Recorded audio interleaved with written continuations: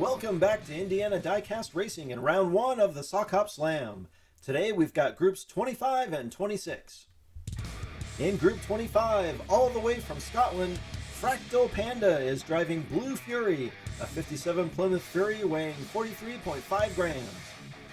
From Secondhand Speed, Victator is driving Black Beauty, a 56 Ford truck weighing 48.7 grams.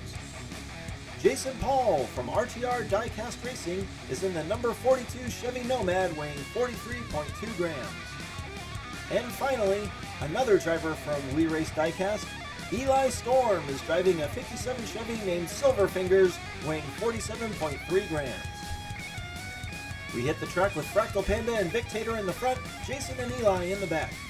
Quite the group of disparate castings this time, though I gotta put my money on the 57. Panda takes the lead, but he's sideways, and Jason pushes him off the track.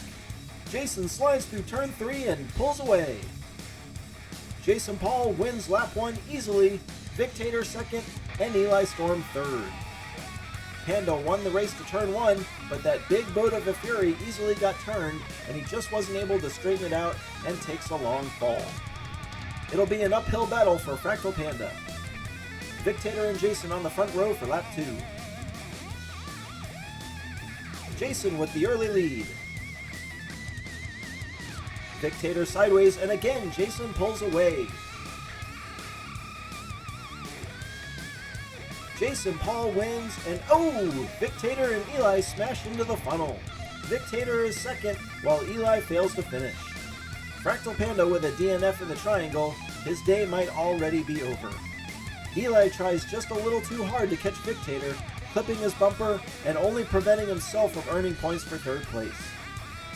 Jason extends his lead to 6 over the cut line, and Victator almost as comfortable with 6 points himself. Jason and Eli face off for lap 3. Eli with a great start, and he takes the lead. He wobbles, and Jason gets flipped trying to pass on the inside. Eli rolls in the final turn, and Fractal Panda whips past and will steal the win. That was absolutely Eli's race to win after he put Jason into the wall.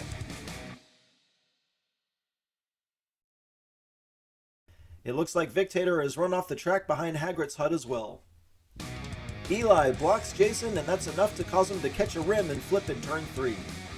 Eli then gets just enough sideways to get a rim himself and winds up with a similar result.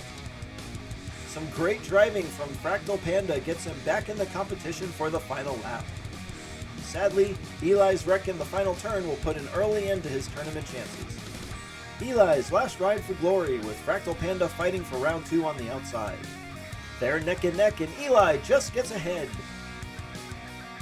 They're close, but Panda's not going to catch him. Jason takes a close third, with Victator not far behind. Fractal Panda's best shot was in turn 3, but this time Eli runs a clean lap. Eli will just miss out on round 2, and Fractal Panda ties Victator for second on the back of a really strong second half. Let's head back to the track for a sudden death runoff. Fractal Panda claims the inside lane due to his win on lap 3. FP with a fast start. He wrecks in turn 3. Victator plows through, and all he's got to do is finish, but he wrecks in the final turn. Victator nearly pulls off a come from behind, but will reset and swap lanes to try again.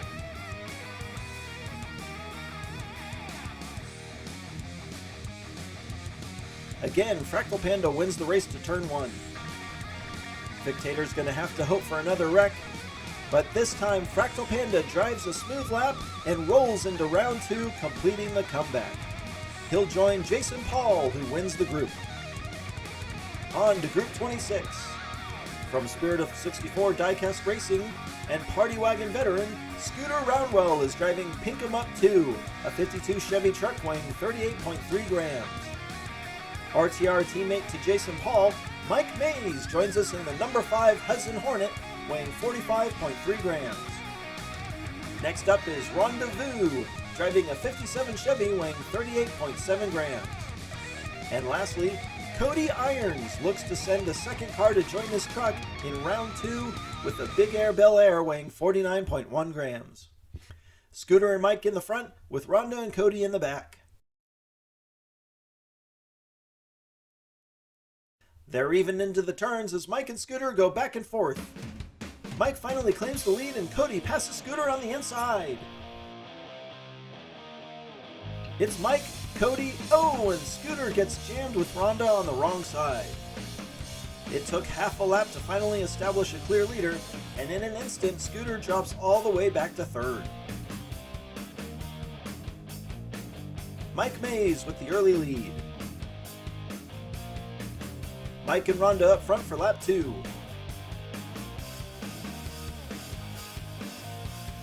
Mike gets sideways and Rhonda's off the track. There's barrels everywhere. Mike leads going backwards, and he'll go with back-to-back victories. Scooter is wrecked by Group 27. Cody's on his side. And there's poor Rhonda. When Mike gets sideways, Rhonda tries to go low and ends up clipping the caution barrel. Cody's massive car gives Rhonda a nudge and off she goes.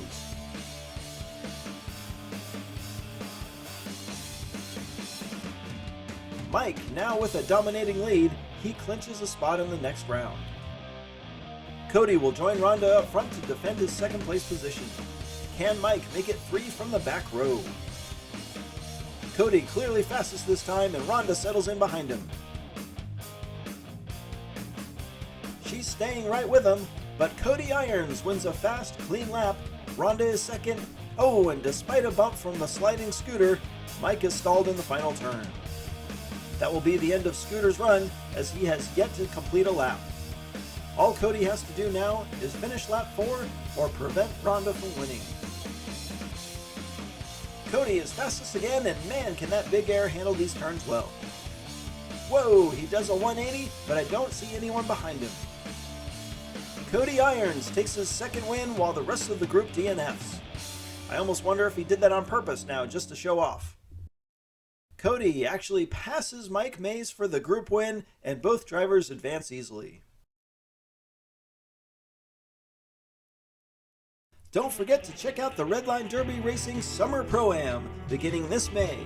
This epic 4-track tournament visits Redline, Blue Line, Indiana Diecast, and the DRR track, with 4 solid months of drag and open track action.